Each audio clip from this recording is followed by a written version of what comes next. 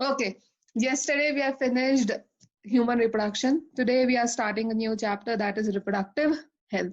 First thing is, what do you mean by health? Okay, what do you mean by health? Health is overall well-being of a person, of an individual. Overall well-being is called as health. Now, what do you mean by overall well-being? Overall wellbeing does not include your physical only. Okay, कि हमारी body सही है, सही काम कर रही है, हमारे किडनी सही काम कर रहे हैं, लंग सही काम कर रहे हैं, हमारे अंदर कोई डिजीज नहीं है, तो इसका मतलब ये नहीं है वी आर हेल्दी. हो सकता है the person is emotionally upset, okay, या सोशली अपसेट, या reproductive health wise. So overall everything is included in health. Health में सब कुछ इंक्लूडेड है, your physical health, your social health, your mental health, okay, your emotional health as well as reproductive health. Okay, so according to WHO, what does WHO says? According to WHO, World Health Organization, reproductive health means a total well-being in all aspects, that is physical, emotional, behavioral and social. For example, there is a person, there is a guy जो कि लड़कियों से बात करने में शर्माता है, and he is very like very you can say कि अपने आप में बहुत कंजर्व्ड है, is very conservative about his feelings and everything. So you can't say him that he is reproductively और वेरी हेल्दी. क्यों? क्योंकि वो सोसाइटी से या किसी से भी socially he is not interacting with them. So social wellbeing उसमें नहीं आएगी. It includes everything. It includes physical functioning also, normal reproductive organs है, नॉर्मल इमोशनल बिहेवियरल हेल्थ है, सोशल हेल्थ है. Then the person is called as reproductively healthy. उस time पे उस इंसान को रिप्रोडक्टिवली हेल्दी बोला जा सकता है.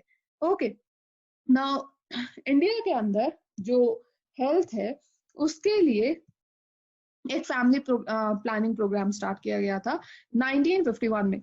नाउ अगर ईयर पे हम फोकस करें, 1951 कब था? इंडिपेंडेंस 1947 में मिली थी.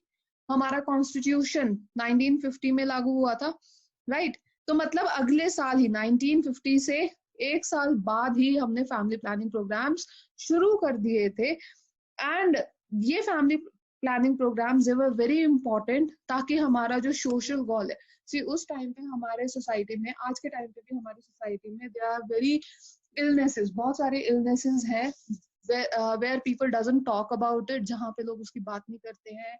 और usually there is assault also. Okay, इसमें सेक्सुअल क्राइम भी इंक्लूड होता है. सो एवरीथिंग, बिहेवियर में सेक्सुअल क्राइम भी इंक्लूडेड है, तो everything is included in that. Okay, तो ये जो प्रोग्राम्स थे they were covering the reproduction related areas. और इस प्रोग्राम का जो नाम रखा गया था वो क्या रखा गया था?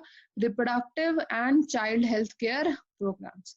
ओके, जिसमें बच्चों को इंक्लूड किया गया था. इनिशियल इन्फेंट की चाइल्ड हेल्थ केयर इंक्लूड की गई थी. क्यों इंक्लूड की गई थी? क्योंकि उस टाइम पे हमारा इन्फेंट मोर्टेलिटी रेट जो था वो बहुत ज्यादा था. मोर्टेलिटी मीन्स मरना, राइट? एंड इन्फेंट मीन्स जो बच्चे पैदा हुए हैं उसी टाइम पे उनका मरना. तो वो क्या था? बहुत ज्यादा था. तो उसके हिसाब से क्या हो रहा था कि बहुत लोग जो है, बहुत बच्चे जो है पैदा होते ही मर रहे थे, या स्टिल बर्थ हो रहे थे. स्टिल बर्थ मतलब कि बच्चा मरा हुआ ही पैदा हो रहा था, राइट? या उस टाइम पे क्या होता था, बहुत ज्यादा ये चांसेस होते थे कि ऐसी सिचुएशन आती थी, या तो बच्चे को ही बचा सकते हैं या माँ को ही बचा सकते हैं. पुरानी फिल्मों में देखा होगा ऐसी सिचुएशंस बहुत आती थी, राइट? तो उस केस में मदर्स जो है वो भी बहुत मर जाती थी डिलीवरी के time. So therefore, this program was started where reproductive and child health care programs, where they included maternal health also, and the infant health also. दोनों ही इंक्लूड किए गए थे. अब यहाँ पे प्रॉब्लम्स क्या थी? सबसे पहली बात, ये जब प्रोग्राम बनाया गया तो there were some issues in our society जिसकी वजह से बनाया गया, राइट? तो वो क्या इश्यूज थे जिनकी वजह से प्रोग्राम बनाया गया था? What were the problems in our society at that time कि ऐसे किसी प्रोग्राम की हमें इंडिपेंडेंस के एकदम बाद जरूरत पड़ी? Okay, so the first problem was over population. The first problem was increasing, high rate of increasing population. क्यों था ये? क्योंकि उस टाइम पे हमारे कंट्री में जो अवेयरनेस प्रोग्राम्स थे, जो अवेयरनेस थी वो बहुत कम थी. ओके, तो उस टाइम पे हमारी पॉपुलेशन जो है वो बहुत ज्यादा इंक्रीज हो रही थी. नेक्स्ट थिंग इज, जो सेकंड रीजन था, सेकंड प्रॉब्लम थी हमारी सोसाइटी में, that was early marriage. Right, child marriage हो जाती थी उस टाइम पे. चाइल्ड मैरिज की वजह से जो इंडिविजुअल्स थे वो अनएजुकेटेड रह जाते थे, उनको पता ही नहीं होता था कि उनकी लाइफ के साथ क्या हो रहा है या उनकी बॉडी के अंदर कोई प्रॉब्लम है या कुछ भी है. तो अर्ली मैरिज की वजह से, due to less awareness and literacy rate, if you know कि हमारे कंट्री में जब इंडिपेंडेंस मिली तो लिटरेसी रेट सिर्फ 17% था. मतलब हर 100 में से सिर्फ 17 ही लोग ऐसे थे जो पढ़े लिखे थे. Okay, so literacy rate was very very less at the time of independence. और जब ये सारे एजुकेशन के प्रोग्राम स्टार्ट किए गए थे तो उस टाइम पे बॉयज का जो स्कूल में एडमिशन था उसका रेट डबल हो गया था और गर्ल्स का तो ट्रिपल ही हो गया था. बिल्कुल, इसका मतलब ये नहीं है कि गर्ल्स बहुत ज्यादा एडमिशन ले रही थी. इसका मतलब ये है कि ऑलरेडी स्कूल में जो गर्ल्स का नंबर अगर 2 था तो 2 से बढ़ के वो 6 हो गया. 100 में से अगर 2 लड़कियां स्कूल जा रही थी तो अब वो 6 हो गया. It was not a big number, पर अगर देखे तो 3 गुना बढ़ भी गया. राइट. तो उस टाइम पे लिटरेसी रेट बहुत कम था, चाइल्ड मैरिजेस होती थी, अर्ली मैरिजेस होती थी, जिसकी वजह से प्यूबर्टी के तुरंत स्टार्ट पे ही they were reproductively very active. Okay, the next issue was the health of mothers. Mothers were not given proper care at that time, इसलिए उनके अंदर डिजीजेस बहुत जल्दी आ जाती थी. Next thing was deformities. Deformities means there was कि child की प्रॉपर फॉर्मेशन नहीं हुई है बॉडी की, या पहले जो प्री मेच्योर बर्थ है वो हो गए. Right. Next is maternal mortality rate, mothers का मरना, और infant mortality rate, that is infants का मरना. So this was high. क्यों हाई था? Because of early marriages only. जल्दी मैरिजेस हो जाती थी. Individual girls, they were not reproductively very healthy, mature नहीं हो पाती थी और उससे पहले वो प्रेग्नेंट हो जाती थी. Okay, next is a very less awareness about sexually transmitted diseases. बहुत कम सेक्सुअली ट्रांसमिटेड डिजीजेस ऐसी थी जो उस टाइम पे नहीं थी. They were very high rate of sexually transmitted disease जिसकी कोई अवेयरनेस भी नहीं थी. इफ यू नो कि हमारे कंट्री में उस टाइम पे नॉर्मल लाइफ स्पैन, जो एवरेज लाइफ स्पैन की हम बात करते हैं, वो भी 32 ईयर्स था. ओके, मतलब कि इस एज में जहाँ पे हम बोलते हैं कि अभी तो ढंग से समझ आई है दुनियादारी की, उस टाइम पे तो मर जाते थे. लाइफ स्पैन इतना कम था. Okay, and the last problem was career. Okay, early marriages की वजह से जो कपल्स है, अगर कोई लड़का है तो वो क्या हो जाता था, he used to get separated because of his career. तो पीछे से फैमिली बिल्कुल अलग, and they were not knowing anything about the health care programmes. Okay, तो अब यहाँ पे जो प्रोग्राम बनाया गया, reproductive and child health care programme, it is very important, बहुत इंपॉर्टेंट है. And they can sometime ask you कि व्हाट आर द स्ट्रैटेजीज, क्या क्या उसमें स्ट्रैटेजीज इंक्लूड की गई थी इन प्रोग्राम्स के अंदर. ओके, सो क्या क्या स्ट्रैटेजीज इंक्लूड की गई थी. The first thing was family planning programme. इसमें इंक्लूड किया गया था कि फैमिली की प्लानिंग के लिए अवेयरनेस क्रिएट करेंगे. Second thing was the main thing was awareness, कि हर जगह अवेयरनेस क्रिएट करनी है about the reproductive health in the family, in the parents, close relatives, friends, teachers, इन सबको बहुत इंफॉर्मेशन आगे पास करनी चाहिए. Right. So this was done with the help of audio visual and the print media, governmental and non governmental agencies. कुछ audio visuals, कुछ videos, photos, caricatures use करके या कुछ एड्स यूज करके. तो ऐसी एनजीओज थी या गवर्नमेंटल ऑर्गेनाइजेशंस थी जो कि अवेयरनेस क्रिएट करती थी. ओके, इसमें जो सबसे इंपॉर्टेंट रोल जिसको इंक्लूड किया गया था, that was close relatives, parents and the teachers and friends. Why they were included? Okay, ये इंक्लूड इसलिए किए गए थे क्योंकि individuals, they don't speak about their reproductive health to anybody. Doctors से बात नहीं करते थे उस टाइम पे. Ladies, they never used to go to doctors to share their problems. आजकल डॉक्टर्स के पास बहुत इजीली एक्सेस है, बट उस टाइम नहीं करते थे ड्यू टू शाइनेस. तो इसलिए जो मेन रोल यहाँ पे प्ले कर रहे थे, that were parents, other close relatives, teachers and friends, जो इस इंफॉर्मेशन को आगे पास कर सकते थे. नेक्स्ट स्ट्रैटेजी क्या डाला? Introduction of sex education in the schools. Okay, तो राइट इंफॉर्मेशन, करेक्ट इंफॉर्मेशन को पास करना, that was important and that was done at school level. वो स्कूल लेवल में करना जरूरी था, सारे मिथ्स को तोड़ना जरूरी था, जो भी मिथ्स थे उस टाइम पे about the reproductive health. The third thing was proper information. Okay, since बहुत सारे मिथ्स थे सोसाइटी में, फॉर एग्जाम्पल एड्स के लिए सबसे बड़ा मिथ क्या है कि by speaking only or by normal touch only it is spreaded. No, it is not spreaded by handshaking and everything. तो यहाँ पे proper information बहुत जरूरी थी about the reproductive organs, adolescents, safe and hygienic sexual practices, STDs, AIDS और ये सारी diseases के बारे में.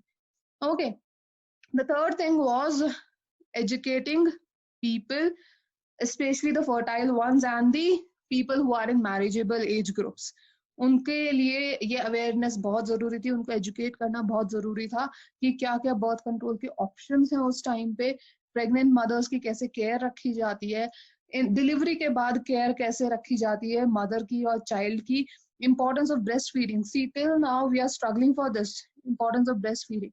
Till now we have advertisement in our TV media कि the breastfeeding is very important for the first 1000 days. आज ही मैंने अमिताभ बच्चन की ad देखी थी where he was endorsing this thing that breastfeeding is very important for the first 1000 days of the child and the mother. Okay, फिर equal opportunities मिलना, क्योंकि उस time पे female feticide बहुत ज्यादा होता था.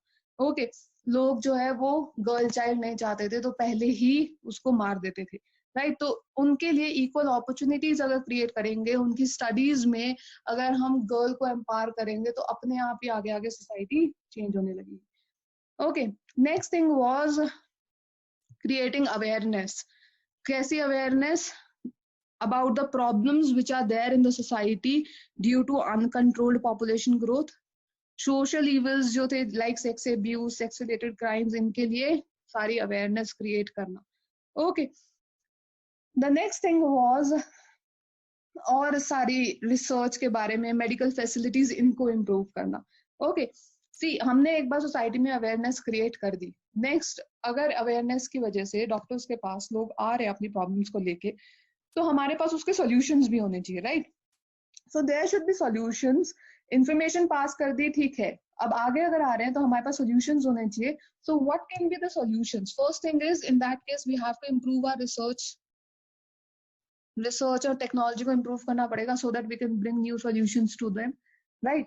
सेकेंड थिंग, हमें अपनी मेडिकल फैसिलिटीज को इंप्रूव करना पड़ेगा. So that should also be the target कि मेडिकल फैसिलिटीज जो है वो improve की जाए. So this should be the next plan. Research facility, medical facility इतनी होनी चाहिए कि हम उनकी केयर कर सकें. Third thing was the ban on female feticide. Female feticide को ban किया गया. कैसे ban किया गया? The first thing was ultrasound. Ultrasound से लोग पता लगा लेते थे because up to the first trimester, पहले trimester तक the sex of the child is determined. क्यों? क्योंकि external genitalia first trimester तक बन चुका होता है, right? तो फर्स्ट ट्राइमेस्टर तक जब एक्सटर्नल जेनेटिलिया बन चुका होता है तो उस टाइम पे it is very easy to find in ultrasound whether the child is girl और अ बॉय.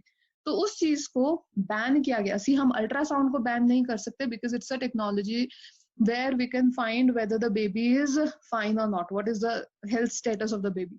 बट वो डॉक्टर्स के लिए बैन किया गया कि you are not allowed to tell the parent कि अगर कोई पूछता है कि गर्ल चाइल्ड है या बॉय चाइल्ड है तो you are banned to tell this. Same way अगर कोई पूछता है उनके लिए भी ये इलीगल किया गया, right? Now another technique which was developed at that time was amniocentesis. What is amniocentesis? See, in the previous chapter we have done amnion किया था कि एमनियन एक्स्ट्रा एम्ब्रियोनिक लेयर है जो एम्ब्रियो के सेल से ही बनती है, राइट? जाइगोट से पूरा एम्ब्रियो बनता है और एम्ब्रियो के सेल से ही एमनियन बनता है. और एमनियन के अंदर एक फ्लूइड होता है, एमनियोटिक फ्लूइड. उसके अंदर सेल्स हैं, तो उन सेल्स को अगर हम निकाल लें तो वो किससे बना है? जाइगोट से ही बना है, बेबी के सेल से बना है, राइट? तो उसका डीएनए ऑलरेडी हमारे पास in the form of amniotic fluid वो होगा. जब वो फ्लूइड अगर हम ले लेते हैं तो उसके सेल से जो क्रोमोसोम्स को अगर हम देखें, क्रोमोसोम्स के पैटर्न को देखें, so there is huge difference in sex chromosomes. X और वाई क्रोमोसोम में डिफरेंस होता है. वाई क्रोमोसोम बहुत छोटा होता है और देखते ही पता लग जाता है कि ये वाई क्रोमोसोम है या नहीं है. तो अगर हम उन सेल्स की हेल्प से एक्स और वाई क्रोमोसोम को देख लेते हैं तो वहां से हमें पता लग सकता है कि ये फीमेल चाइल्ड है या मेल चाइल्ड है। फीमेल में एक्स एक्स होगा, वाई क्रोमोसोम नहीं होगा, वाई क्रोमोसोम है तो मेल चाइल्ड होगा, राइट। तो इस पे बैन लगाया गया। बट क्यों amniocentesis was very important, ये टेक्नोलॉजी हेल्प किसने कर रही थी? सी, इसके अलावा this cells they can also be utilised to get to know about any genetic disorder, कि कोई जेनेटिक डिसऑर्डर या क्रोमोसोमल डिसऑर्डर तो नहीं है बेबी में। तो लोग ये टेक्निक के लिए जाते थे। लेकिन इसमें जब ये पता लगने लगा कि सेक्स डिटर्मिनेशन भी हो सकता है, so there was legal ban on this, इसमें लीगल बैन किया गया, right. So what are the things कि हमें इंफ्रास्ट्रक्चरल पूरी फैसिलिटीज देनी पड़ेंगी, प्रोफेशनल एक्सपर्टीज देनी पड़ेंगी। Next is we have to give assistance, medical assistance to the people regarding the pregnancy, delivery, STDs, abortion, contraception, infertility, etc. Third thing is amino synthesis, right? Next thing is contraception के लिए research में हमारे पास क्या था, उस time बहुत सारी governmental और नॉन गवर्नमेंटल ऑर्गेनाइजेशंस काम कर रही थी, एजेंसीज काम कर रही थी, जिसमें एक जो हमारा इंस्टीट्यूट है लखनऊ में, central drug research institute, CDRI। CDRI ने दवाई, एक मेडिसिन का इंट्रोडक्शन रिसर्च की, टेक्नोलॉजी डेवलप की, दैट इज सहेली। Okay, so Saheli medicine is a contraceptive pill which was developed by CDRI Lucknow. Very important question. बहुत important है, ये पूछा जाता है। ओके, नीट में कि ये कहाँ डेवलप हुई या ये CDRI कहाँ पे है, लखनऊ में है। पीपल यूजुअली मार्क के न्यू दिल्ली में है। Okay, next thing is awareness create करना था। ये सारे जो कपल्स उस टाइम पे थे उन सबको एजुकेट करना था इन चीजों के बारे में।